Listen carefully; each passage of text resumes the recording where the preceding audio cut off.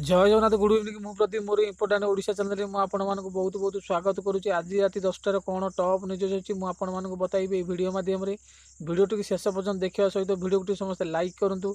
आपन को छोटिया न चैनल को समस्त सब्सक्राइब करने सहित पाखे ऑल आइकन को दबाई दिंतु कारण मुझे भी जहाँ अपलोड करी सर्वप्रथम आपण मैंने देखा पाइबे। चलतु आज राति 10टार कौन टॉप न्यूज रही देखी नवा। देखु प्रथम अपडेट देश में रेकर्ड भांगिला कोरोना भाइरस 24 घंटे प्रथम थर पर 300 रु अधिक प्राण हराई। गत 24 घंटे भारत में 331 जनक मृत्यु होता बेले 9,987 कोरोना पॉजिटिव चिन्हट होती। मिसाई देश में 7,466 को वृद्धि पाई बेले सक्रिय संख्या 2,66,598 रही। एथिरे 1,29,917 आक्रांत चिकित्साधीन अच्छा। सेपटे महाराष्ट्र में स्थिति संगीन रही। सेपटे राज्य में गोटे दिन में 100 रु अधिक आखि बुझी बेले 2,553 पॉजिटिव चिन्हट होती। महाराष्ट्र में पॉजिटिव संख्या 88,528 और मृत्यु संख्या 3,169 पहुंची। तमिलनाडु दिल्ली में स्थिति लगातार चिंताजनक रही। दिल्ली में 24 घंटे रेकर्ड 113 जन प्राण हराई बेले 2,279 कोरोना पॉजिटिव चिन्हट होती। मिसई दिल्ली में संक्रमित संख्या 29,943 और मृत्यु संख्या 874 पहुंची। सेहीपरि तमिलनाडु में 1,562 आक्रांत सह मोट पॉजिटिव संख्या 30,229 को वृद्धि पाई। 2 नंबर उठे राज्य में पुणी 146 कोरोना पॉजिटिव चिन्हट होती। राज्य में मोट आक्रांत संख्या 3,000 टपिला। राज्य में आज पुणी 146 कोरोना पॉजिटिव चिन्हट होती। यह फल राज्य में मोट आक्रांत संख्या 3,140 को वृद्धि पाई। एने राज्य सूचना और लोक संपर्क विभाग पक्षर सूचना दी जाएगी। एमानक भितर 17 जन स्थानीय संक्रमित थिबा बेले अवशिष्टांश 129 जन संगरोध केन्द्र जमापड़ी। आज 17टी जिलूर यही सब आक्रांत चिन्हट होता जमापड़ी। आज गंजाम जिले में 18 जन कोरोना आक्रांत चिन्हट होती। ठीक सेहीपरि खोर्धा जिले में 19 जन और जाजपुर मालकानगिरी ढेंकानाल और बलांगीर जिले में जड़े लेखाएं कोरोना पॉजिटिव चिन्हट होती। छड़ा मयूरभंज कलाहांडी और नयागढ़ जिले में 3 जन लेखाएं कोरोना पॉजिटिव चिन्हट होती। ठीक सेहीपरि केन्द्रापड़ा कंधमाल केन्दुझर और कोरापुट जिले में 2 जन लेखाएं कोरोना पॉजिटिव चिन्हट होती। बालेश्वर और सुंदरगढ़ जिले में 7 जन लेखाएं कोरोना पॉजिटिव चिन्हट होती। अपरपक्षे जगतसिंहपुर जिले में 8 जन देवगढ़ जिले में 5 जन कोरोना पॉजिटिव चिन्हट होती।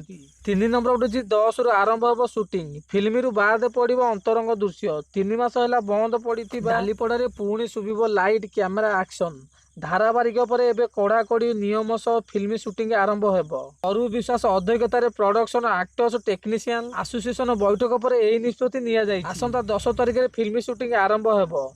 एथिपाई निर्दिष्ट केतेटा नियम मानिबाकू पड़िबो। शूटिंग फ्लोर रे 35 रु अधिक लोक उपस्थित उपर लोक लगा जायछि। 10 वर्ष कम बयसर पिला माने शूटिंग सेट को आसीबे नाही। 60 वर्ष अधिक बयसर कलाकार माने शूटिंग आसीबा पूर्व मुझालिका देबाकू पड़िबो। फिल्म रे अंतरंग दृश्य को बाद दिया जिवो। कलाकार टेक्नीशियन का स्वास्थ्य बीमा करा जिवो। नियम मानि फिल्म शूटिंग हेबो। 4 नंबर उठुछि ख्यातनामा नीरो सर्जरी डॉक्टर सनातन रथक परलोक। देश में ख्यातनामा नीरो सर्जरी डॉक्टर सनातन रथक मंगलवार कटक स्थित कनिका छक बासभवन सकाल 10:30 परलोक घटी। मृत्यु बेलू 87 वर्ष होता। से जड़े नीरो सर्जरी भाव राज्य और राज्य बाहर से खूब प्रसिद्ध अर्जन करथिले। एथिसह केवल देशर नुहे विदेश में सफल नीरो सर्जरी भाव तांकर ख्यात थिला। 5 नंबर हूँ प्रवासी श्रमिक विरोध में पुलिस लॉकडाउन नियम उल्लंघन नहीं करिथिबा अभियोग प्रत्याहार करने को सर्वोच्च न्यायालय निर्देश। लॉकडाउन समय कार्यस्थल घर को फेरने को प्रवासी श्रमिक विरोध में पुलिस कर समस्त अभियोग को प्रत्याहार करने को सर्वोच्च न्यायालय निर्देश देइछंती। निज राज्य को फेरिबा समय बहु श्रमिक लॉकडाउन नियम उल्लंघन कर पुलिस मामला कर मामला प्रत्याहार करने लगी निर्देश देइछंती सुप्रीम कोर्ट। सर्वोच्च न्यायालय केंद्र बा राज्य एवं केंद्र शासित अंचल को कर्म क्षेत्र घर को जावाक चाहूथिबा प्रवासी श्रमिक मान चिन्हट करने और यातायात व्यवस्था करने को निर्देश देइछंती। समस्त अवशिष्टांश प्रवासी श्रमिक परिवहन प्रक्रिया 15 दिन भितर संपूर्ण होगा उचित बोली एथिरे कुहा जायछि। 6 नंबर उठिछि लघुचाप प्रभाव राज्य कालीठू बर्षिब। आसंता 3 दिन मध्य ओडिशा छुईंब मौसुमी वायु। एने ट्वीट कर सूचना देइछंती आंचलिक पाणीपाग कार्यालय पाणीपाग केन्द्र पक्षर। आहरी कुहा जायछि जे ପୂର୍ବ କେନ୍ଦ୍ରୀୟ ବଙ୍ଗୋପସାଗରରେ ଲଘୁଚାପ ସୃଷ୍ଟି ହୋଇଛି। ଏହା ଫଳରେ ଆସନ୍ତା କାଲିଠାରୁ ରାଜ୍ୟରେ ବର୍ଷା ଆରମ୍ଭ ହେବ। କାଲି ଦକ୍ଷିଣ ଓଡ଼ିଶା ଓ ପରଦିନ ସାରା ଓଡ଼ିଶାରେ ବର୍ଷା ହେବାର ସମ୍ଭାବନା ରହିଛି।